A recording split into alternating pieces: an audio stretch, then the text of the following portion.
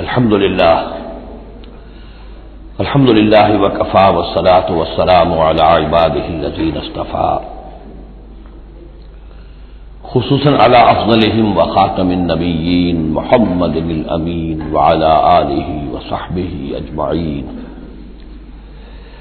اما بعد فقد قال اللہ تبارک وتعالی كما ورد في سورة النساء: اعوذ باللہ من الشیطان الرجیم بسم اللہ الرحمن الرحیم. ان المنافقین یخادعون اللہ وهو خادعهم وإذا قاموا إلى الصلاة قاموا كسالى يراءون الناس ولا يذكرون الله إلا قليلا مذبذبين بين ذلك لا إله هؤلاء ولا إله هؤلاء ومن يضلل الله فلن تجد له سبيلا. يا أيها الذين آمنوا لا تتخذوا الكافرين أولياء من دون المؤمنين أتريدون أن تجعلوا لله عليكم سلطانا مبينا إن المنافقين في الدرك الأسفل من النار ولن تجد لهم نصيرا. صدق الله العظيم. رب اشرح لي صدري ويسر لي أمري واحلل عقدة من لساني يفقهوا قولي. اللهم ربنا ألهمنا رشدنا وأعذنا من شرور أنفسنا. اللهم أرنا الحق حقا وارزقنا اتباعه وأرنا الباطل باطلا وارزقنا اجتنابه.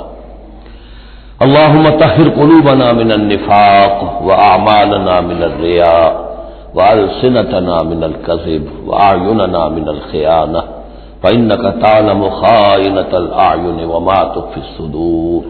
آمین یا رب العالمین.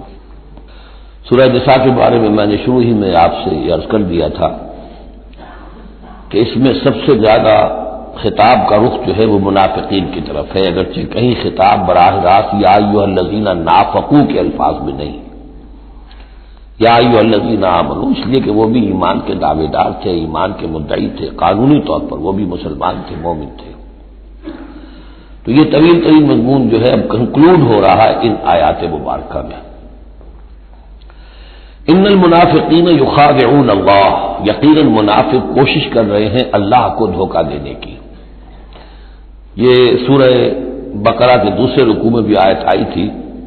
میں نے عرض کیا تھا کہ مخادعہ باب مفاعلہ میں کسی شے کی کوشش ہوتی ہے، اس لیے کہ سامنے مقابلہ ہوتا ہے اور پتہ نہیں ہوتا کون جیتے گا کون ہارے گا. لیکن یہاں اللہ کی طرف سے وَهُوَ خَادِعُهُمْ، اور یہ خادع جو ہے اس ثلاثی مجرد سے اس میں فاعل ہے، اور یہ آتا ہے جہاں زوردار تاکید کے لیے اللہ ان کو دھوکہ دے کر رہے گا. یعنی یہ کہ اللہ نے ان کو جو ڈھیل دی ہوئی ہے وہ سمجھ رہے کہ ہم کامیاب ہو رہے ہیں، ہمارے اوپر ابھی تک کوئی آنچ نہیں آئی، کوئی پکڑ نہیں ہوئی، کوئی گرفت نہیں ہوئی، ہم دونوں طرف سے بچے ہوئے ہیں. اس حوالے سے وہ اپنی اس ڈھیل کی وجہ سے بڑھتے چلے جا رہے ہیں، بڑھتے چلے جا رہے ہیں، بڑھتے چلے جا رہے ہیں.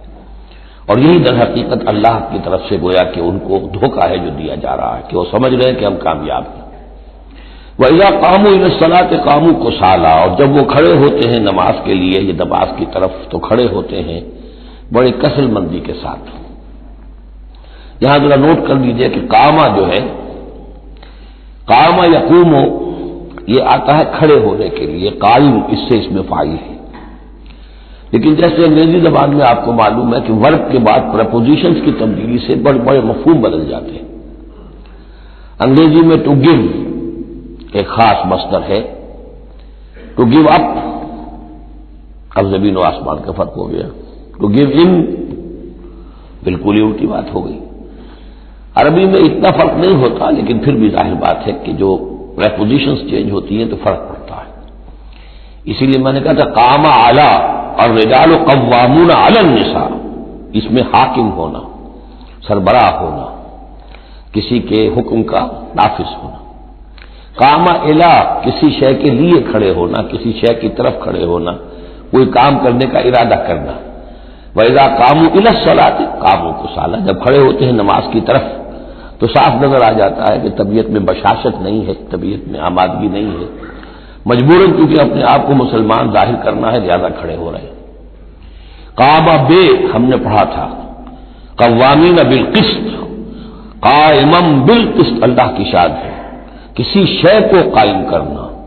تو اس طریقے سے یہ جو الفاظ ہوتے ہیں ان کے ساتھ پریپوزیشنز کی چینج سے، یہ ہمارے ہاں عربی میں اس کو جو حروف جار کہتے ہیں، ان کے اضافے سے بہت اضافی معنی پیدا ہو جاتے ہیں۔ یراؤن الناس ولا یذکرون اللہ الا قلیلا، وہ لوگوں کو صرف دکھانے کے لیے کھڑے ہوتے، اور حقیقت میں جو ذکر الہی جو نماز کا اصل مقصد ہے، اقیم الصلاۃ علی ذکری، وہ انہیں نہیں حاصل ہوتا مگر بہت تھوڑا سا، کسی وقت کوئی واقعتاً اس بے دھیانی میں بھی ہو سکتا ہے کوئی آیت جو ہے وہ بجلی کے کڑکے کی طرح کڑک کر اور ان کے شعور کے اوپر کچھ نہ کچھ اثرات پیدا کر دے، الا قلیلا، بہت ہی شاذ۔ مذبذبین بین ذالک، یہ اس کے مابین مذبذب ہو کر رہ گئے ہیں، کفر کی طرف یا ایمان کی طرف، یکسو نہیں ہو رہے۔ اس لیے بار بار حضرت ابراہیم کے ساتھ اور حضرت ابراہیم کے تذکرے کے ساتھ حنیف کا لفظ آتا ہے، یکسو ہو جاؤ۔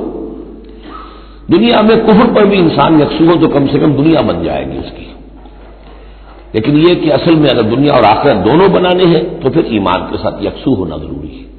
لیکن جو بیچ میں رہیں گے ادھر کے نہ ادھر کے، تو ان کے لیے تو خسرت دنیا والآخرہ، ان کے لیے دنیا اور آخرت دونوں کا گھاٹا اور نقصان ہے۔ لا الہ الا ولا الہ الا، نہ تو یہ ان کی جانب ہے نہ ان کی جانب ہے، نہ ان کے ساتھ یکسو ہے نہ ان کے ساتھ یکسو ہے، نہ اہل ایمان کے ساتھ مخلص ہے نہ اہل کفر کے ساتھ مخلص ہے۔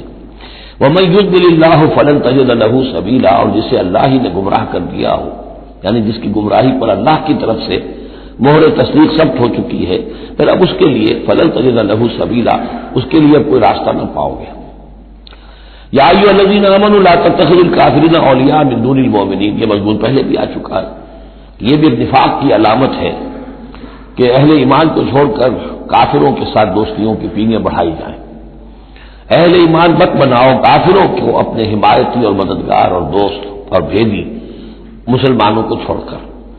اتریدون ان تجعلوا للہ علیکم سلطانا مبینا، کیا تم چاہتے ہو کہ تم اپنے خلاف اللہ کے ہاتھ میں ایک دلیل دے دو، حجت دے دو؟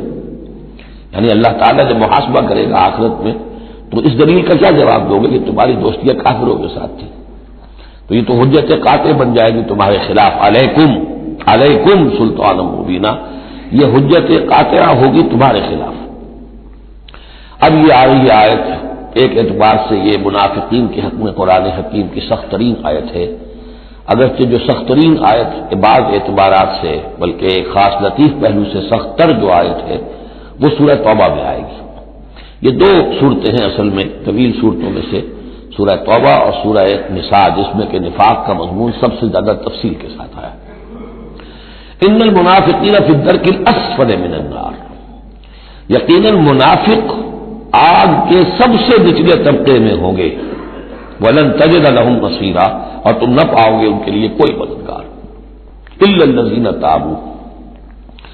اصل میں منافقت کا آخری پردہ جو چاک ہوگا وہ ہوگا سورہ توبہ میں، سورہ گویا کہ سن 9 ہجری میں جا کر، ابھی یہ ہم سن 4 ہجری کے آس پاس ہیں، اس حوالے سے ذرا ابھی فصل ہے، تو ابھی ان کے لیے رعایت رکھی ہے کہ توبہ کا دروازہ تمہارے لیے ابھی کھلا ہے۔ الا الذین تابوا واصلحوا، اب بھی اگر سوائے ان کے جو توبہ کریں اور اصلاح کر لیں، واعتصموا باللہ، اور اللہ سے چمٹ جائیں، یکسو ہو جائیں، ایک ہی طرف کے ہو جائیں، کونوا ربانیین، اللہ والے بن جائیں، شیطان سے پینگے نہ بڑھائیں، شیطان کے ایجنٹوں سے اپنی دوستیاں نہ کریں، یکسو ہو جائیں اور اپنے آپ کو اس کے ساتھ وابستہ کر دیں ہر کے بعد آباد۔ اب یہ کشتی جو ہے ایمان کی اور اسلام کی، اگر یہ تیرتی ہے تو ہم تیریں گے، اگر خدا نہ خواستہ اس کے لیے کوئی حادثہ ہے تو ہم بھی اس حادثے میں شامل ہو گئے۔ وَأَخْلَصُوا دِينَهُمْ لِلَّهِ، یہ ہے بہت اہم اصطلاح، إِلَّا الَّذِينَ تَابُوا وَأَصْلَحُوا وَاعْتَصَمُوا بِاللَّهِ وَأَخْلَصُوا دِينَهُمْ لِلَّهِ، اپنی اطاعت کل کی کل اللہ کے لیے کر لیں، مخلص کر لیں۔ یہ نہ ہو کہ زندگی کے کچھ حصے میں اطاعت اللہ کی ہو رہی ہے، کچھ حصے میں کسی اور کی ہو رہی ہے، کیا کریں جی، یہ معاملہ تو رواج کا ہے، کیا کریں، اگرچہ ہے تو غلط شریعت کی روح سے، لیکن برادری کا رواج ہے، برادری کو چھوڑ تو نہیں سکتے۔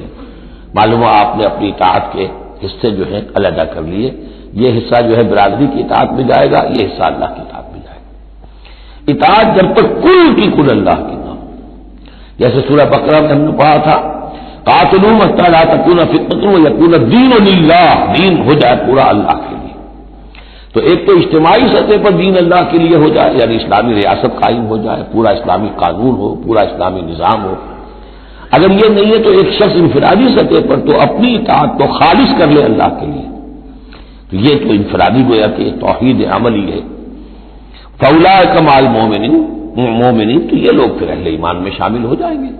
یعنی ابھی پوائنٹ آف نو ریٹرن نہیں ہے ابھی سب کے لیے، بہت سے لوگ تو پہنچ چکے ہیں، لیکن پھر بھی ابھی توبہ کا دروازہ کھلا ہے۔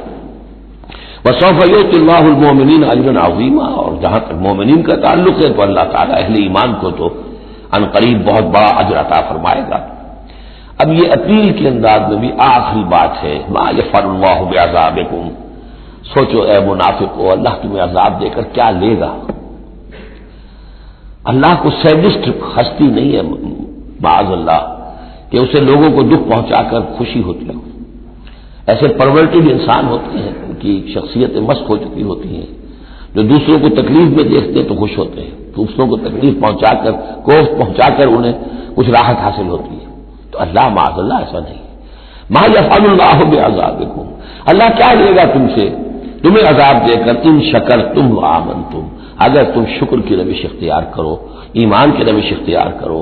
وکان اللہ شاکرا علیما، اللہ تو بہت ہی قدردانی فرمانے والا ہے، قدر افزائی فرماتا ہے۔ جو بندہ اس کے لیے کوئی کام کرے، محنت کرے، اللہ تعالیٰ اس کی قدر فرماتا ہے، اور جو بھی وہ کچھ کرتا ہے اس کے علم میں ہوتا ہے۔ کوئی شے ایسی نہیں ہے کہ جو ان اکاؤنٹڈ رہ جائے گی کہ میں نے یہ بھی کیا تھا اللہ کے لیے لیکن اس کا اجر مجھے نہیں ملا۔ اب جو یہ آخری حصہ ہے سورہ مبارکہ کا، اس میں بعض مضامین بہت ہی اہم ہیں بنیادی فلسفہ دین کے اعتبار سے۔ سب سے پہلی بات تو پھر آ رہی ہے وہی جو تمدنی اور معاشرتی معاملات ہوتے ہیں۔ معاشرے کے اندر کسی بری بات کا بلند آواز سے کہنا، کسی بری بات کا چرچا کرنا بالفعل کوئی اچھی بات نہیں ہے، لیکن اس میں ایک استثناء ہے۔ کسی مظلوم کا معاملہ یہ ہے کہ اس کے دل سے اگر جڑے کٹے الفاظ میں نکل جائیں کسی کے لیے تو وہ اللہ کنڈول کرے گا، معاف کر دے گا۔ لا يحب اللہ الجہر بالسوء من القول، اللہ کو بالکل پسند نہیں ہے کہ کسی بات کو بلند آوازی سے کہا جائے، بری بات کو، الا من ظلم، سوائے اس کے جس پر ظلم ہوا ہے، جس کا دل دکھا ہے۔ ابھی حال ہی میں نے جمعے میں وہ شعر سنائے تھے کہ فارسی زبان کا ایک شعر ہے، بترسد آہ مظلومہ کہ ہنگامے دعا کردن، اجابت از در حق بہر استقبال می آیت۔ مظلوموں کی آہوں سے ڈرو کہ جب ان کی زبان سے کوئی بد دعا نکل جاتی ہے تو اس دعا کی قبولیت جو ہے وہ خود استقبال کرنے کے لیے آتی ہے عرش سے، اللہ تعالیٰ کی طرف سے۔ تو اس کا ترجمہ بھی اردو میں شعر ہی میں موجود ہے، ڈرو مظلوم کی آہوں سے جب اٹھتی ہے سینوں سے، قبولیت ہے کرتی خیر مقدم چرخ سے آ کر۔ تو مظلوم کا مسئلہ یہ ہے کہ اس کو اس کی بھی اجازت ہے۔ وکان اللہ سمیعا علیما، اللہ سب کچھ سننے والا ہے اور سب کچھ جانتا ہے، اسے معلوم ہے جس کے دل سے یہ آواز نکلی ہے وہ کتنا دکھا ہوا ہے، اس کے احساسات کتنے مجروح ہوئے۔ ان تبدوا خیرا او تخفوہ او تعفوا عن سوء فإن اللہ کان عفوا قدیرا، جہاں تک تو خیر کا معاملہ ہے تم اسے بلند آواز سے کہو، ظاہر کرو یا چھپاؤ، برابر کی بات ہے۔ اللہ تعالیٰ کے لیے خیر تو خیر یہ ہر حال میں ہے، عیاں ہو یا خفیہ ہو۔ اور تعفو عن سوء، لیکن یہ ذرا اونچا مسئلہ ہے، اور اگر تم برائی خود سے معاف کر دیا کرو۔ اب یہ اپیل کے انداز میں مظلوم سے بھی کہا جا رہا ہے کہ اگرچہ تمہیں چھوٹ ہے یہ کہ تم پر گرفت نہیں ہوگی، لیکن تمہیں اس سے اعلیٰ تر اور بلند تر رتبہ ہے، اسے کیوں نہیں حاصل کرتے؟ اور تعفو عن سوء، کہ تم کسی برائی سے درگزر کرو، معاف کر دو۔ فإن اللہ عفو قدیر، تو یقیناً اللہ تعالیٰ بھی معاف فرمانے والا ہے اور قدرت رکھنے والا ہے۔ انسان تو بسا اوقات معاف کرنے پر مجبور بھی ہو جاتا ہے، اس لیے کہ بدلہ دینے کی قدرت نہیں رکھتا۔ اللہ تو مقتدرہ ہے، قدیر ہے، وہ تو جو چاہے فوراً جو ہے دیر اینڈ دین حساب چکا دے، لیکن نہیں، پھر بھی وہ اس کے باوجود وہ معاف فرماتا ہے۔ اب پھر یہ بہت اہم مضمون آ گیا ہے، وحدت الادیان کا جو ایک بنیادی جڑ ہے، اس کی جڑ کو یہاں کاٹی جا رہی ہے۔ غلط فلسفہ جو وحدت ادیان کا، میں نے آپ کو بتایا تھا کہ فلسفہ وحدت ادیان کا ایک حصہ صحیح ہے کہ اوریجن سب کا ایک ہے، لیکن یہ کہ اب جو شکلیں ہیں ان کی وہ ایک ہے، اس سے بڑی حماقت اور جہالت اور ضلالت اور گمراہی اور کوئی نہیں۔ اب یہ کانٹے کی بات بتائی جا رہی ہے کہ اصل میں دین میں جس شے کو جس چیز کی وجہ سے غلطی پیدا ہوتی ہے وہ کیا ہے؟ اللہ اور رسولوں میں تفریق پیدا کر دینا. ایک ہے رسولوں میں تفریق کرنا، ایک رسول کو ماننا ایک کو نہ ماننا. ایک ہے اللہ کو علیحدہ کر دینا، رسول کو علیحدہ کر دینا. یہ جہالت ہے جو فتنہ انکار حدیث میں، فتنہ انکار سنت میں، اور یہ کہ بس اہل قرآن جو اپنے آپ کو سمجھتے ہیں کہ رسول کا کام تھا قرآن پہنچا دینا، اللہ اللہ خیر صلی اللہ. اب اصل معاملہ ہمارا اور اللہ کا ہے. اللہ کی کتاب ہے، ہم بھی سمجھتے ہیں، عربی زبان میں ہے، ہم اس کو خود سمجھیں گے، خود اس پر عمل کریں گے. باقی رسول نے اپنے زمانے میں مسلمانوں کو اس کی جو تشریح سمجھائی تھی ٹھیک ہے، اس وقت انہوں نے قبول کر لی، لیکن رسول کی تشریح جو ہے وہ دائمی نہیں ہے. دائمی شے صرف قرآن ہے. گویا کہ اللہ کو اور رسول کو جدا کر دیا. وہ بات یہاں آ رہی ہے. ان الذین یکفرون باللہ ورسلہ، یقیناً وہ لوگ جو کفر کرتے ہیں اللہ کا اور اس کے رسولوں کا، ویریدون یفرقوا بین اللہ ورسلہ، اور وہ چاہتے ہیں کہ تفریق کر دیں اللہ کے اور اس کے رسولوں کے مابین. یہ دین الہی بھی یہی تھا کہ بس اللہ کا دین سمجھو، رسول سے کیا نسبت ہے؟ جب رسول کی نسبت ہو جائے گا یہ دین مسیح ہے، یہ دین موسیٰ ہے، یہ دین عیسیٰ ہے، یہ دین فلاں ہے. اگر رسولوں کا یہ فیکٹر جو ہے، جو ڈفرینشیٹنگ فیکٹر ہے، نکال دیا جائے تو اللہ تو سب کا کامن ہے، تو دین الہی ہو گئے. ان الذین یکفرون باللہ ورسلہ ویریدون ان یفرقوا بین اللہ ورسلہ ویقولون نؤمن ببعض ونکفر ببعض، اور وہ یہ کہتے ہیں کہ ہم کچھ کو مانیں گے کچھ کو نہیں مانیں گے. یعنی اللہ کو مانیں گے، رسولوں کا ماننا ضروری نہیں ہے. اللہ کی کتاب کو مانیں گے، رسول کی سنت کا ماننا کوئی ضروری نہیں. وَيُرِيدُونَ أَن يَتَّخِذُوا بَيْنَ ذَلِكَ سَبِيلًا، اور وہ چاہتے ہیں کہ اس کے بین ایک راستہ نکال لیں، اللہ کو ایک طرف کر دیں، رسول کو ایک طرف کر دیں. أُولَٰئِكَ هُمُ الْكَافِرُونَ حَقًّا، یہ لوگ کٹر کافر ہیں، ان کے کافر ہونے میں کوئی شک نہیں. یہ حق کہ یہ کافر ہے. وَأَعْتَدْنَا لِلْكَافِرِينَ عَذَابًا مُهِينًا، اور ہم نے ایسے کافروں کے لیے بڑا اہانت آمیز عذاب تیار کر رکھا ہے. وَالَّذِينَ آمَنُوا بِاللَّهِ وَرُسُلِهِ، اور جو لوگ ایمان رکھتے ہیں اللہ پر اور اس کے رسولوں پر، وَلَمْ يُفَرِّقُوا بَيْنَ أَحَدٍ مِّنْهُمْ، اور انہوں نے ان میں سے کسی کے مابین کوئی تفریق نہیں کی، نہ اللہ کو رسول سے جدا کیا، نہ رسول کو رسول سے جدا کیا. ہم تو سب کو مانتے ہیں، لَا نُفَرِّقُ بَيْنَ أَحَدٍ مِّن رُّسُلِهِ، ان کو بھی مانتے ہیں جن کے نام قرآن مجید میں آ گئے ہیں، اور مانتے ہیں کہ اور بھی بے شمار آئے ہوں گے. یقین کے ساتھ نہیں کہہ سکتے، تعین کے ساتھ نہیں کہہ سکتے. یہ معلوم ہے اور بھی بہت نبی آئے، کسی پرٹیکولر پرسن کے بارے میں یقین کے ساتھ نہیں کہہ سکتے. یہ یقین سے کہہ سکتے کہ بے شمار نبی اور بھی آئے، رسول اور بھی آئے. لم يفرقوا بین احد منهم اولئک سوف یؤتیہم اجورہم، یہ وہ لوگ ہیں کہ جنہیں اللہ تعالیٰ ان کے اجر عطا فرمائے گا. وکان اللہ غفورا رحیما، اور یقیناً اللہ تعالیٰ غفور الرحیم ہے. یسألک اہل الکتاب ان تنزل علیہم کتاب من السماء، یہ اہل کتاب یہ یہودی ہے، محمد صلی اللہ علیہ وسلم آپ سے مطالبہ کر رہے ہیں کہ ان پر ایک کتاب آسمان سے اتاری جائے، یعنی جیسے تورات اتری تھی. آپ تو کہتے ہیں مجھ پر وحی آتی ہے، کہاں لکھی ہوئی ہے وہ وحی، کون لایا ہے ہمیں تو پتہ نہیں. موسیٰ کو تو وہ لکھی ہوئی ملی تھی اور وہ پتھر کی تختیوں میں لے کر آئے تھے. یسألک اہل الکتاب ان تنزل علیہم کتاب من السماء فقد سألوا موسیٰ اکبر من ذلک، تو اے نبی آپ فکر نہ کریں، ان کی پرواہ نہ کریں. انہوں نے، ان کے آباء و اجداد نے موسیٰ سے اس سے بھی بڑھ کر مطالبے کیے تھے. فقالوا ارنا اللہ جہرۃ، یاد کرو کہ وہ اللہ سے انہوں نے تو یہ مطالبہ بھی کیا تھا کہ ہمیں دکھاؤ اللہ کو عیاناً، ہم خود دیکھنا چاہتے ہیں. فاخذتهم الصاعقۃ بظلمهم، تو ان کی اس گناہ کی پاداش میں انہیں ایک کڑک نے آ پکڑا تھا. ثم اتخذوا العجل من بعد ما جاءتهم البينات، پھر یہ کہ ان لوگوں کی ناہنجاری کا یہ بھی اندازہ کرو کہ جبکہ واضح نشانیاں ان کے پاس آ چکی تھی، 9 معجزے حضرت موسیٰ کے وہ دیکھ چکے تھے، پھر بھی انہوں نے بچڑے کی برسی شروع کر دی. فعفونا عن ذلک، ہم نے ان تمام چیزوں سے درگزر کیا. وآتینا موسیٰ سلطان مبین، اور ہم نے موسیٰ کو غلبہ عطا کیا، واضح غلبہ. فرعون اور اس کے علاوہ لشکر کو ان کی نگاہوں کے سامنے غرق کر دیا. ورفعنا فوقهم الطور بميثاقهم، اور ہم نے ان کے سروں پر معلق کر دیا تھا طور کو، پہاڑ کو، جبکہ ان سے عہد لیا جا رہا تھا. وقلنا لهم ادخلوا الباب سجدا، اور ہم نے کہا تھا کہ جب یہ شہر فتح ہو جائے تمہارے ہاتھوں، یریکو، تو اس میں داخل ہونا تو سروں کو جھکا کر. وقلنا لهم لا تعدوا في السبت، اور ہم نے ان سے یہ بھی کہا تھا کہ سبت کا، ہفتے کا جو قانون ہے اس میں حد سے تجاوز نہ کرو. وَأَخَذْنَا مِنْهُمْ مِيثَاقًا غَلِيظًا، اور ہم نے ان تمام باتوں کے ان سے بڑے گاڑھے قول و قرار لیے تھے، بہت گاڑھے معاہدے کیے تھے. فَبِمَا نَقْضِهِمْ مِيثَاقَهُمْ، اب یہاں ان کے کچھ جرائم کی فہرست آ رہی ہے، اور یہاں یوں سمجھیے کہ مبتدا ہی کی تکرار ہو رہی ہے، اس میں جو خبر ہے وہ گویا کہ وہ محذوف ہے. یوں پہلے اگر سمجھ لیں گے تو بات یوں بنے گی فَبِمَا نَقْضِهِمْ مِيثَاقَهُمْ لَعَنَّاهُمْ، تو انہوں نے جو ہماری میثاق کو توڑا اور توڑتے رہے، جو بھی وعدے کیے تھے، ہم نے ان پر لعنت کر دی بس. لیکن یہ لعناہم اتنی واضح بات تھی کہ اس کو کہنے کی ضرورت نہیں آئی، بلکہ اور ان کے جرائم کی فہرست بیان ہو رہی ہے.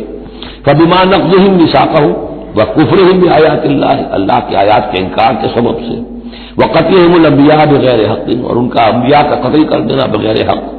وَقَوْلِهِمْ قُلُوبُنَا غُلْفٌ، اور ان کے اس کہنے کی پاداش میں کہ ہمارے دل تو غلافوں میں بند ہیں. بل طبع اللہ علیہا بکفرہم، بلکہ حقیقت یہ ہے کہ اللہ نے ان کے اوپر مہر کر دی ہے ان کے کفر کے باعث. فلا یؤمنون الا قلیلا، ہاں واقعتاً اب وہ ایمان نہیں لائیں گے مگر بہت ہی شاذ. وبکفرہم وقولہم علی مریم بہتانا عظیما، اور بسبب ان کے اس کفر کے جو انہوں نے کیا اور جو انہوں نے مریم پر ایک بہتان عظیم لگایا، حضرت مریم سلام علیہا پر بہتان یہ لگایا کہ یہ زنا کیا ہے اور یہ یوسف نجار کا بیٹا ہے یہ مسیح. اگرچہ ان کے روایات کے مطابق یہ ہے کہ ان کی نسبت تھی، یوسف نجار بڑھئی تھے ایک، ان کے ساتھ حضرت مریم کی نسبت ہو چکی تھی لیکن وداعی نہیں ہوئی تھی. لیکن وداعی سے پہلے ہی ان کے مابین تعلق ہوا اور یہ بیٹا ہو گیا، تو یہ تو پھر ولد الزنا ہوا. یہ تھی اتنی بڑی بات تھی جو وہ کہتے ہیں، اور اس کو باقاعدہ پکچرز بنا کے امریکہ میں چلاتے ہیں. سن آف مین، تم جسے سن آف گاڈ کہتے ہیں وہ سن آف مین ہے. اب سن آف مین جو ہے اس کو سمجھ لیجئے کہ اس کا مطلب کیا ہوا. پھر آؤٹ آف ویڈ لاک کی تو آخر ہوا نا، اس کا جو پیدا ہوا اگر حضرت مسیح تو وہ صحیح جائز ولادت سے تو نہ ہوا اگر انسان کا بیٹا ہے. بہرحال اتنے بڑے بڑے بہتان لگائے. وَبِكُفْرِهِمْ وَقَوْلِهِمْ عَلَىٰ مَرْيَمَ بُهْتَانًا عَظِيمًا وَقَوْلِهِمْ إِنَّا قَتَلْنَا الْمَسِيحَ عِيسَى ابْنَ مَرْيَمَ رَسُولَ اللَّهِ، اور بسبب ان کے یہ کہنے کہ ہم نے قتل کیا مسیح کو، عیسیٰ ابن مریم کو، رسول اللہ، اللہ کے رسول کو. یہ رسول اللہ ان کا لفظ نہیں ہے، یہ اللہ کی طرف سے سائن آف ایکسکلیمیشن کے ساتھ. اچھا ان کا دعویٰ یہ ہے کہ انہوں نے اللہ کے رسول کو قتل کیا، جبکہ رسول تو قتل ہو ہی نہیں سکتا. کتب اللہ لأغلبن انا ورسلی، یہ تو اللہ کا فیصلہ ہے، طے شدہ لکھا ہوا ہے کہ میں اور میرے رسول تو غالب آ کر رہیں گے. تو ان کی تو یہ جرأتیں ہیں کہ یہ سمجھتے ہیں کہ انہوں نے اللہ کے ایک رسول کو قتل کیا ہے. وما قتلوه وما صلبوه، ہرگز انہوں نے قتل نہیں کیا، نہ اسے سولی دی. ولکن شبہ لهم، بلکہ اس کی شبیہ بنا دی گئی ان کے لیے، صورت بنا دی گئی، مشابہت کر دی گئی اس کے ساتھ ان کے لیے، کہ انہوں نے جس کو سمجھا ہے کہ وہ مسیح ہے وہ مسیح نہیں تھا، وہ مسیح کی جگہ کوئی اور تھا. جو انجیل برنباس سے معلوم ہوتا ہے کہ جوڈاس اسکریوٹ جو کہ حواریین میں سے ایک تھا، ویسے اس کی نیت اور تھی، بدنیت کی نہیں تھی، وہ ایک لمبی بات ہو جائے گی، اس کا وقت دورہ قرآن میں نہیں ہے. نیت اس کی کچھ اور تھی، لیکن اس نے گرفتار کرایا تھا، اور اس گرفتاری کے پاداش میں پھر اللہ تعالیٰ نے اس کی شکل جو حضرت مسیح کی بنا دی، اور حضرت مسیح کی جگہ وہ پکڑا گیا اور سولی چڑھا. وما قتلوه وما صلبوه ولكن شبه لهم وان الذين اختلفوا فيه لفي شك منه، اور جو لوگ اس کے بارے میں اختلاف میں پڑے ہوئے وہ شکوک و شبہات میں ہیں، انہیں کچھ پتہ نہیں کہ ہوا کیا، کیسے ہوا. ما لهم به من علم، ان کے پاس اس کے ضمن میں کوئی علم نہیں ہے، الا اتباع الظن، سوائے اس کے کہ اٹکل پچو کے تیر چلاتے ہیں. وما قتلوه یقینا، یہ بات یقینی ہے کہ اسے قتل نہیں کیا گیا، وہ قتل نہیں ہوا، وہ صلیب نہیں دیا گیا علیہ الصلوۃ والسلام. بل رفع اللہ الیہ، بلکہ اللہ نے اسے اٹھا لیا اپنی طرف. وکان اللہ عزیزا حکیما، اور اللہ تعالی زبردست ہے، کمال حکمت والا. اس کی تفصیل میں آپ کو پہلے بتا چکا ہوں کہ کیا شکل پیش آئی تھی اس باغ میں جہاں حضرت مسیح اپنے حواریین کے ساتھ روپوش تھے، جو کہ تفصیل انجیل برنباس میں ہے. وَإِن مِّنْ أَهْلِ الْكِتَابِ إِلَّا لَيُؤْمِنَنَّ بِهِ قَبْلَ مَوْتِهِ، اور نہیں رہے گا اہل کتاب میں سے کوئی بھی مگر اس پر ایمان لا کر رہے گا اس کی موت سے قبل. یعنی حضرت مسیح مرے نہیں ہیں، زندہ ہیں، وہ دوبارہ آئیں گے، اور دوبارہ جب آئیں گے تو اہل کتاب میں سے کوئی شخص نہیں رہے گا جو ان پر ایمان نہ لے آئے. وَيَوْمَ الْقِيَامَةِ يَكُونُ عَلَيْهِمْ شَهِيدًا، اور قیامت کے دن وہی ان کے خلاف گواہ بن کر کھڑا ہوگا. یہ خلاف گواہی وہی آ گئی جو ہم نے پڑھا تھا 41ویں آیت میں، فکیف اذا جئنا من کل امۃ بشہید وجئنا بک علی ہؤلاء شہیدا. ہر نبی کو اپنی قوم کے خلاف گواہی دینی، لہذا حضرت مسیح علیہ السلام اپنی اس قوم، اپنی امت کے خلاف گواہی دیں گے. فبظلم من الذین ہادوا حرمنا علیہم طیبات احلت لہم. تو اللہ تعالیٰ کی ایک سنت یہ بھی ہے کہ کوئی قوم اگر کسی معاملے میں حد سے گزرتی ہے تو اس کو سزا کی ایک شکل یہ بھی ہوتی ہے کہ حلال چیزوں سے بھی محروم کر دیا جائے، حرام کر دی جائے. تو ان لوگوں نے جنہوں نے یہودیت اختیار کی، ان کی اسی غلط روش کے باعث حرمنا علیہم طیبات، ہم نے بعض پاکیزہ چیزیں بھی ان پر حرام کر دی، احلت لہم، جو کہ اصلاً ان کے لیے حلال تھیں. جیسے کہ حضرت یعقوب علیہ السلام نے اگر اونٹ کا گوشت کھانا چھوڑ دیا تھا تو اللہ تعالیٰ تورات میں فرما دیتے کہ بھئی یہ حرام نہیں ہے، یہ تو اسرائیل نے، حضرت یعقوب نے خود کر دیا تھا. اللہ نے کہا اچھا ٹھیک ہے، ان کی جو ہے یہ سزا رہے، ان پر جو تنگی ہے وہ رہے. وَبِصَدِّهِمْ عَنْ سَبِيلِ اللَّهِ كَثِيرًا، اور بسبب ان کے اللہ کے راستے سے رکنے اور روکنے کے، اللہ کے راستے سے رکتے بھی ہیں، روکتے بھی ہیں، تو اس کی وجہ سے اللہ تعالیٰ نے ان کو سزا کے طور پر بعض حلال چیزوں سے بھی محروم رکھا. وَأَخْذِهِمُ الرِّبَا، اور پھر ان کے جرائم کی فہرست میں یہ بھی ہے کہ ان کا سود کھانا. وَقَدْ نُهُوا عَنْهُ، اور یہ کہ ہم اسے روک دیے گئے تھے. سود ان کی شریعت میں حرام ہے، آج بھی حرام ہے، لیکن وہ یہ سمجھتے ہیں کہ سود کا لین دین یہودیوں کا آپس میں حرام ہے، کوئی یہودی دوسرے یہودی سے سودی لین دین نہیں کرے گا. لیکن جینٹائلز کے لیے تو ان کا عام قاعدہ یہ ہے، گوئمز اینڈ جینٹائلز، ان کے لیے ہم پر لیس علینا فی الامیین سبیل، ہم پر کوئی گرفت ہے ہی نہیں، کوئی ذمہ داری ہے ہی نہیں، ہم جیسے چاہیں کریں، لوٹیں کھسوٹیں، جس طرح چاہیں دھوکہ دیں. اور تو ظاہر بات ہے سود میں تو پھر کوئی قباحت رہی نہیں. وَأَخْذِهِمُ الرِّبَا وَقَدْ نُهُوا عَنْهُ وَأَكْلِهِمْ أَمْوَالَ النَّاسِ بِالْبَاطِلِ، اور بسبب ان کے لوگوں کے مال ناحق ہڑپ کرنے کے. وَأَعْتَدْنَا لِلْكَافِرِينَ مِنْهُمْ عَذَابًا أَلِيمًا، اور ان میں سے جو کافر ہیں جنہوں نے اب کفر کی بھی روش اختیار کر لی ہے، ان کے لیے ہم نے بہت دردناک عذاب تیار کر رکھا ہے. لَٰكِنِ الرَّاسِخُونَ فِي الْعِلْمِ مِنْهُمْ وَالْمُؤْمِنُونَ، لیکن جو لوگ ان میں سے پختہ علم والے ہیں جیسے عبداللہ ابن سلام رضی اللہ تعالی عنہ، اور اہل ایمان جو ہے جو محمد پر ایمان لائے ہیں صلی اللہ علیہ وسلم، یؤمنون بما انزل الیک وما انزل من قبلک، وہ تو ایمان رکھتے ہیں اس پر بھی جو اے نبی آپ کی طرف نازل کیا گیا اور اس پر بھی کہ جو آپ سے پہلے نازل کیا گیا. والمقیمین الصلاۃ، وہ تو نماز کے قائم کرنے والے ہیں. والموتون الزکاۃ، اور زکوٰۃ کی ادا کرنے والے ہیں. والمؤمنون باللہ والیوم الآخر، اور ایمان رکھنے والے ہیں اللہ پر بھی اور یوم آخر پر بھی. اولئک سنؤتیہم اجرا عظیما، یہ وہ لوگ ہیں کہ جنہیں ہم اجر عظیم عطا فرمائیں گے. یہاں بھی آپ دیکھ رہے ہیں کہ ابھی تھوڑی سی گنجائش رکھی جا رہی ہے کہ اہل کتاب میں سے بھی اگر کوئی ایلیمنٹ ہے، کوئی کہیں کونے کھدرے میں پڑا ہوا جس کے اندر فطرت جو ہے ابھی کچھ موجود ہے، سلامتی کسی درجے میں ہے، تو جس طریقے سے بھی ہو، یعنی بچا کھچا بھی اگر اس کان میں کوئی ہیرے کا ٹکڑا پڑا ہوا تو وہ بھی نکل آئے، بجائے اس کے کہ ابھی آخری دروازہ بند کر دیا جائے. تو نہ آخری دروازہ ابھی بند کیا منافقین پر اور نہ ان پر کیا. لیکن الراسخون فی العلم منہم، اب ان میں سے اشارہ کر دیا گیا کہ ان میں سے بھی کچھ ہو سکتے ہیں. باقی اہل ایمان کی روش تو یہ ہے ہی. والمؤمنون یؤمنون بما انزل الیک وما انزل من قبلک والمقیمین الصلاۃ والموتون الزکاۃ والمؤمنون باللہ والیوم الآخر اولئک سنؤتیہم اجرا عظیما.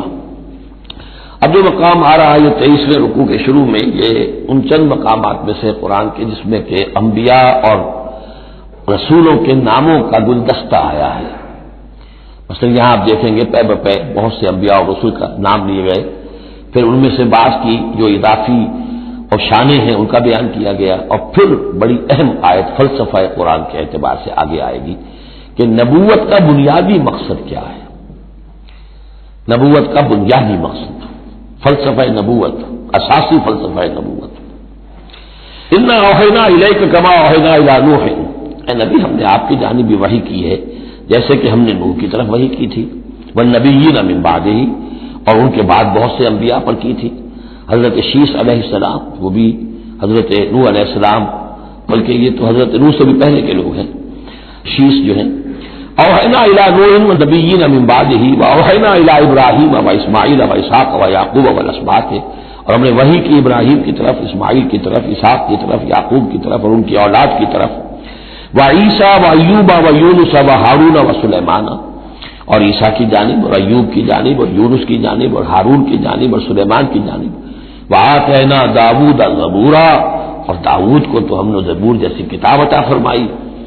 وَرُسُلًا قَدْ قَصَصْنَاهُمْ عَلَيْكَ مِنْ قَبْلُ، ایسے بھی بہت سے رسولوں کو ہم نے بھیجا یا وہی ہم نے ان کی جانب کی بھیجے ایسے رسول کہ جن کا ہم اس سے پہلے آپ کے سامنے تذکرہ کر چکے ہیں.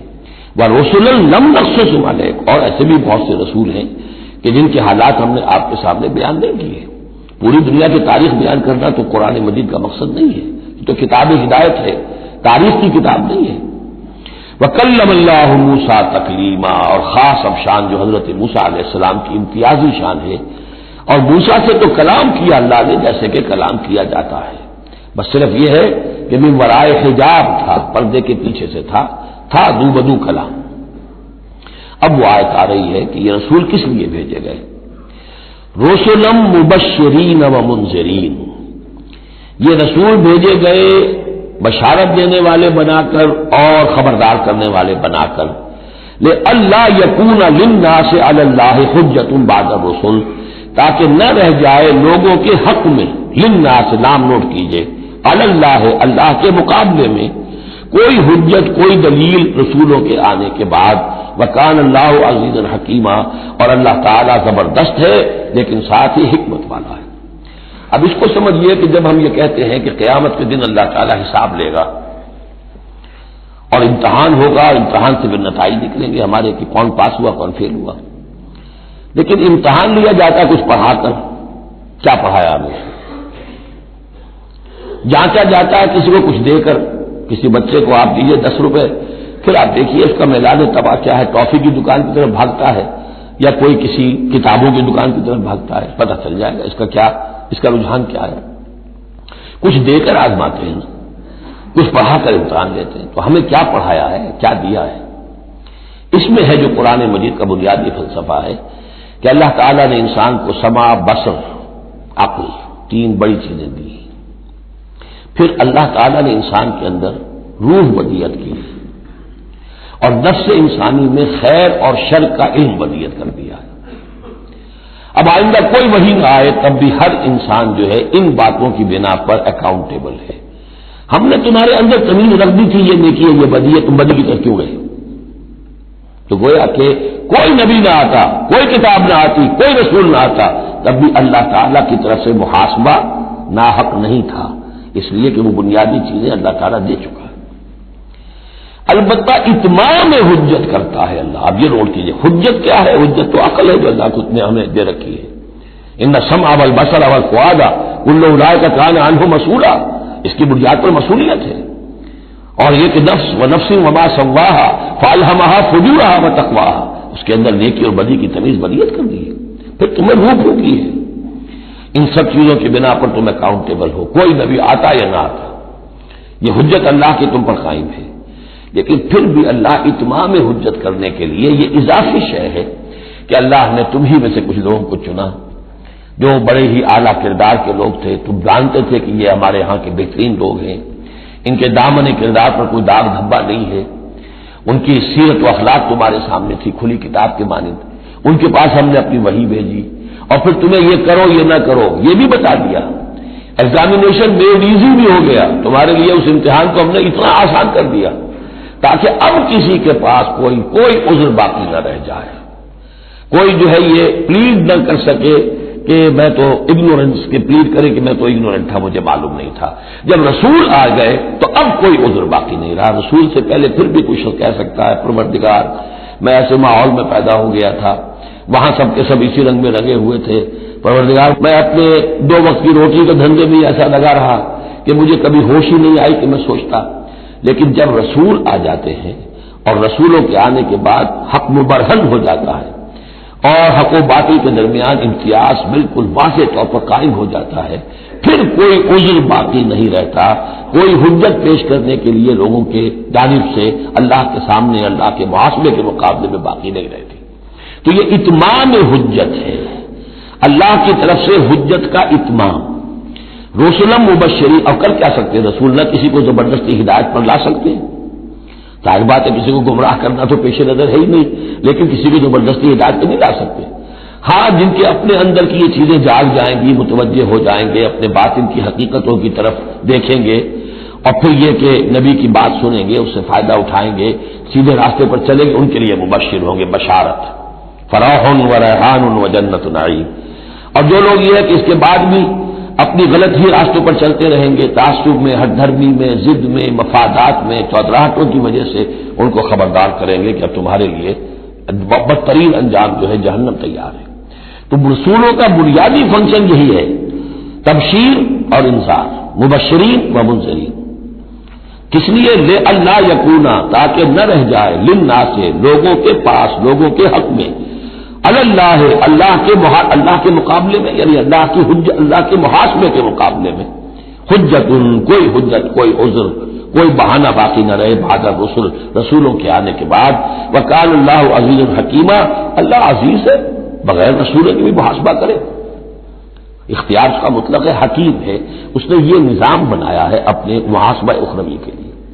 اب اس میں البتہ ایک بات اور نوٹ کر دیجیے، یہ بڑی تفصیل سے میں نے یہ چیزیں لکھی ہوئی ہیں اپنی ایک کتاب میں، نبی اکرم صلی اللہ علیہ وسلم کا مقصد بعثت، کہ ایک بنیادی مقصد ہے رسالت کا، وہ تو یہ ہے، اور ایک تکمیلی مقصد ہے رسالت کا جو محمد الرسول اللہ پر جا کر کامل ہوا ہے صلی اللہ علیہ وسلم، وہ ہے لیظہرہ علی الدین کلہ۔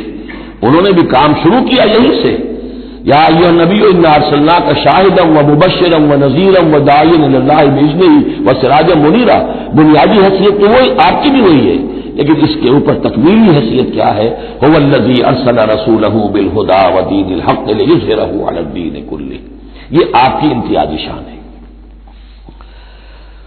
لیکن اللہ یشہد بما انزل الیک انزلہ بعلمہ، اللہ تعالیٰ اس پر گواہ ہے کہ جو کچھ اس نے نازل کیا ہے نبی آپ کی طرف، وہ اس نے نازل کیا اپنے علم سے۔ والملائکۃ، اور فرشتے اس پر گواہ ہیں، یشہدون۔ وکفیٰ باللہ شہیدا، اور ویسے تو اللہ تنہا بھی گواہ کے لیے، گواہ ہونے کے اعتبار سے کافی ہے۔ ان الذین کفروا وصدوا عن سبیل اللہ قد ضلوا ضلالا بعیدا۔ اب محمد کے آنے کے بعد صلی اللہ علیہ وسلم پھر بھی جو لوگ کفر پر اڑے رہے اور رکے رہے اور روکتے رہے اللہ کے راستے سے دوسروں کو، وہ تو پھر بہک گئے ہیں، بھٹک گئے ہیں، ضلالا بعیدا، اور یہ اپنے بھٹکنے میں اور بہکنے میں، گمراہی میں بہت دور نکل گئے۔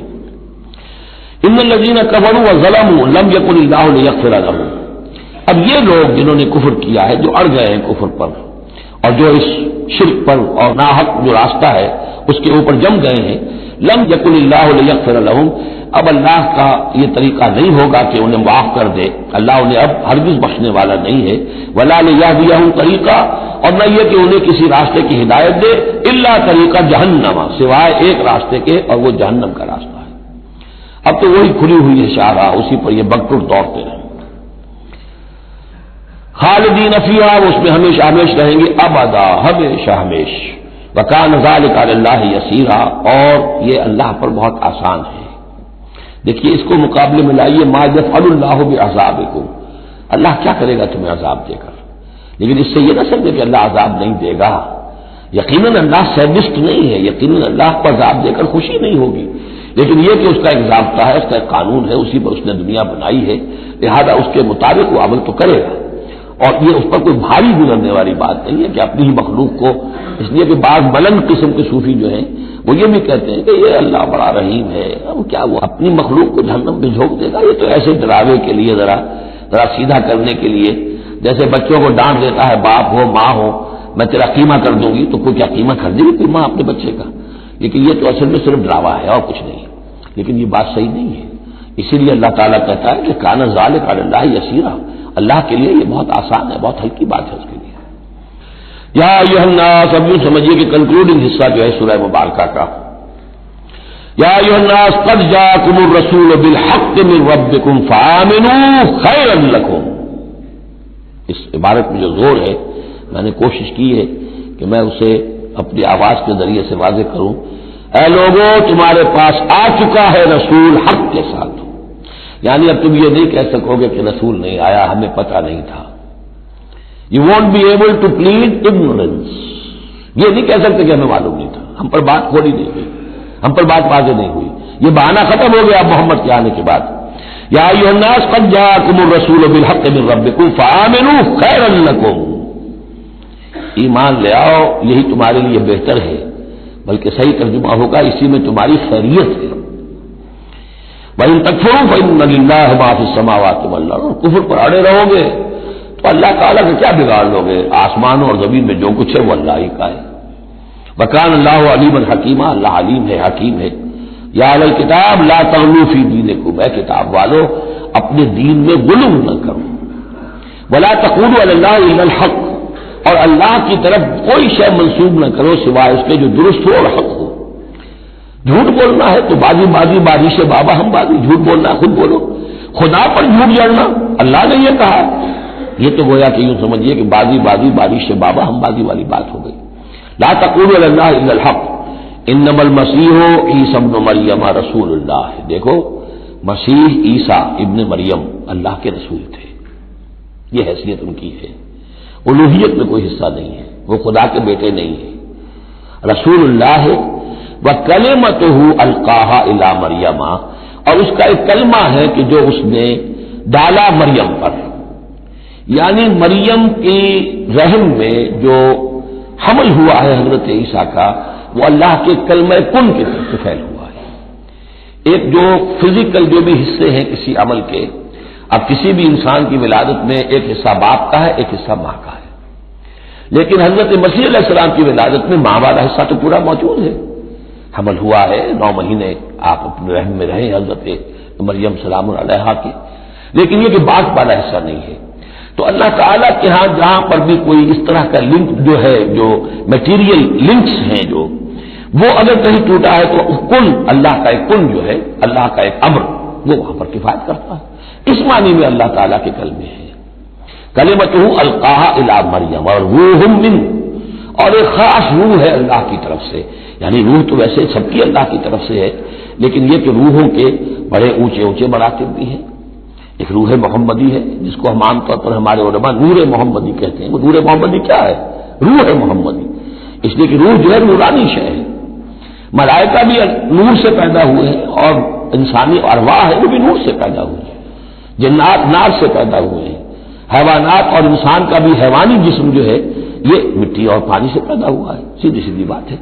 تو چونکہ ارواح جو نورانیاں ہیں تو وہ نور تو ہے، تو حضور کی نور، حضور کی روح اس کی اپنی شان ہے، حضرت عیسیٰ کی نور کا نور اور ان کی روح کی اپنی شان۔ روح من فآمنوا باللہ ورسولہ، پس ایمان لاؤ اللہ پر اور اس کے رسولوں پر، ولا تقولوا ثلاثہ، اور دیکھو تثلیث کا عقیدہ مت گھڑو، یہ نہ کہو کہ تین، ایک میں تین، تین میں ایک، الوہیت تین میں ہو گئی، تین اقنوم ہے۔ انتہوا خیرا لکم، باز آ جاؤ، اسی میں تمہاری خیریت ہے۔ انما اللہ الہ واحد، جان لو اللہ تو ایک ہی الہ واحد ہے، تنہا ہے۔ سبحانہ ان یکون لہ ولد، وہ پاک ہے اس سے کہ اس کے کوئی بیٹا ہوتا یا اولاد ہوتی۔ لہو ما فی السماوات و ما فی الارض، آسمانوں اور زمین میں جو کچھ ہے اسی کا ہے، اس کی ملکیت ہے۔ وکفی باللہ وکیلا، اور اللہ کافی ہے بطور کارساز۔ لن یستنکف المسیح ان یکون عبدا للہ، مسیح کو تو اس میں ہرگز کوئی عار نہیں ہے کہ اس کو کہا جائے کہ وہ اللہ کا بندہ ہے، اس کو تو اللہ کے بندہ ہونے میں اسے اپنی شان محسوس ہوگی۔ جب ہم کہتے ہیں وَنَشْهَدُ أَنَّ مُحَمَّدًا عَبْدُهُ وَرَسُولُهُ، تو یہ عبدیت کی شان تو اور بلند و بالا ہے، رسالت سے بھی اوپر ہے، یہ ایک علیحدہ مسئلہ ہے، پھر کبھی اس کو بیان کروں گا۔ تو لن یستنکف المسیح ان یکون عبدا للہ، یہ کوئی بات ان کے لیے کوئی عار کی نہیں ہے کہ وہ اللہ کے بندے ہوں۔ بل الملائکۃ المقربون، اور نہ ہی جو ملائکہ مقربین ہیں انہیں اس میں کوئی عار ہے کہ انہیں اللہ کا بندہ سمجھا جائے، سب بندے ہیں۔ وَمَن يَسْتَنكِفْ عَنْ عِبَادَتِهِ وَيَسْتَكْبِرْ، اور جو کوئی بھی عار سمجھے گا اللہ کی بندگی میں اور استکبار کرے گا، تکبر کرے گا، فَسَيَحْشُرُهُمْ إِلَيْهِ جَمِيعًا، تو پھر اللہ تعالیٰ ان سب کو اپنے پاس لے آئے گا، جمع کرے گا۔ فَأَمَّا الَّذِينَ آمَنُوا وَعَمِلُوا الصَّالِحَاتِ، تو جو لوگ ایمان لائے ہوئے ہوں گے اور جنہوں نے نیک عمل کیے ہوں گے، فَيُوَفِّيهِمْ أُجُورَهُمْ، تو انہیں ان کے پورے اجر دے گا، پورے۔ وَيَزِيدُهُمْ مِنْ فَضْلِهِ، اور خاص اپنے فضل سے انہیں مزید دے گا، بونس بھی دے گا۔ آپ آخری جو ٹپ کر دیتے ہیں کسی کو، کسی نے کام کیا اچھا کیا ہے تو اسے انعام دیتے ہیں، اپنے فضل سے اور نوازے گا۔ وَأَمَّا الَّذِينَ اسْتَنكَفُوا وَاسْتَكْبَرُوا، اور جنہوں نے عبدیت کے اندر کوئی عار محسوس کی تھی اور تکبر کیا تھا، فَيُعَذِّبُهُمْ عَذَابًا أَلِيمًا، ان کو وہ عذاب دے گا بہت زبردست اور بہت دردناک۔ وَلَا يَجِدُونَ لَهُم مِّن دُونِ اللَّهِ وَلِيًّا وَلَا نَصِيرًا، اور وہ نہیں پائیں گے اپنے لیے اللہ کے سوا یا اللہ کے مقابلے میں نہ کوئی حمایتی نہ مددگار۔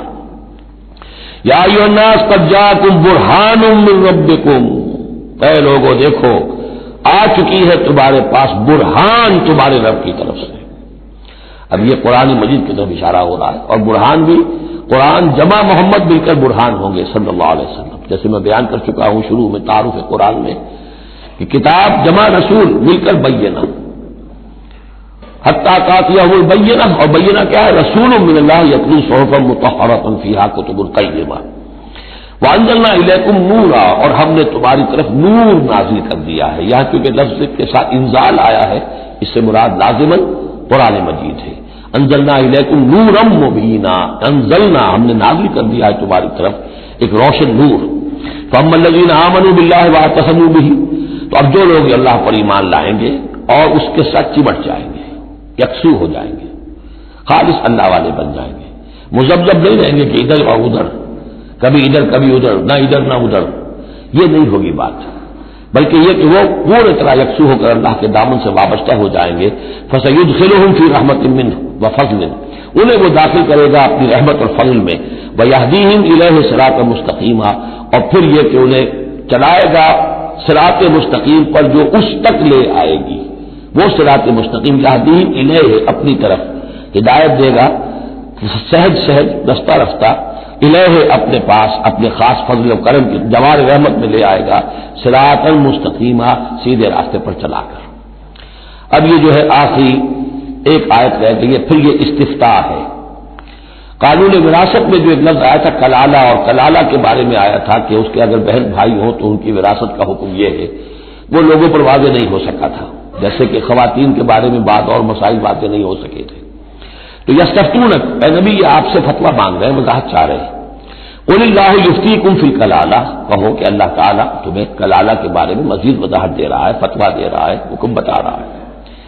ان امرؤ ہلک لیس لہ ولد ولہ اخت، اگر کوئی شخص مر گیا، فوت ہو گیا اور اس کا کوئی اولاد نہیں ہے، اور کلالہ اس کو کہتے ہیں اولاد بھی نہ ہو والدین بھی نہ ہو، ولہ اخت، اور اس کی ہو ایک بہن، فلہا نصف ما ترک، تو ایسے ہی جیسے ایک بیٹی ہو تو اسے آدھا ملے گا، تو اس کے مطابق اس کو آدھا مل جائے گا۔ وہو یرثھا ان لم یکن لھا ولد، اور کلالہ اگر عورت تھی اور اس کی کوئی اولاد نہیں، کوئی والدین نہیں، تو اس کا پورا وارث اس کا بھائی بن جائے گا، پھر پوری جو اس کی دولت ہے اس کی وراثت اس کے بھائی کو چلی جائے گی۔ فإن كانت اثنتين فلهما الثلثان مما ترك، اور اگر وہ بہنیں جو ہیں وہ دو سے زائد ہو یا دو ہو تو 2/3 میں وہ شریک ہو جائیں گے۔ وإن كانوا إخوة رجالا ونساء، اور بہن بھائی ہو بہت سے، فللذكر مثل حظ الأنثيين، تو پھر وہ اصلی قاعدہ جو ہے کہ مرد کے لیے 2 عورتوں کے برابر حصہ ہو جائے گا، بھائی کو بہنوں سے ڈبل ملے گا۔ یعنی یوں سمجھ لیجئے کہ وہ جو حکم وہاں تھا بیان کیا گیا وہ اخیافی بہن بھائیوں کا تھا۔ اخیافی بہن بھائی وہ ہوتے تھے عرب میں کہ ماں ایک ہو باپ علیحدہ ہو، ان کا کیونکہ خاص مسئلہ ہوتا تھا اس لیے بیان کر دیا۔ باقی عینی اور اللہ کی، ماں باپ دونوں ایک ہو، اور یا یہ کہ مائیں علیحدہ ہو باپ ایک ہو، تو ان کا وہی قانون ہوگا کہ جو بیٹا بیٹی کا ہے، کہ جس طریقے سے کہ بیٹا اور بیٹی میں جس نسبت سے وراثت تقسیم ہوتی ہے ایسے ہی ان بہن بھائیوں میں ہوگی۔ یہ ہے یبین اللہ لکم ان تضلوا، اللہ واضح کیے دیتا ہے تمہارے لیے مبادا تم گمراہ ہو جاؤ، واللہ بکل شیء علیم، اور اللہ ہر چیز کا علم رکھتا ہے۔ بارک اللہ لی ولکم فی القرآن العظیم ونفعنی وإیاکم بالآیات والذکر الحکیم۔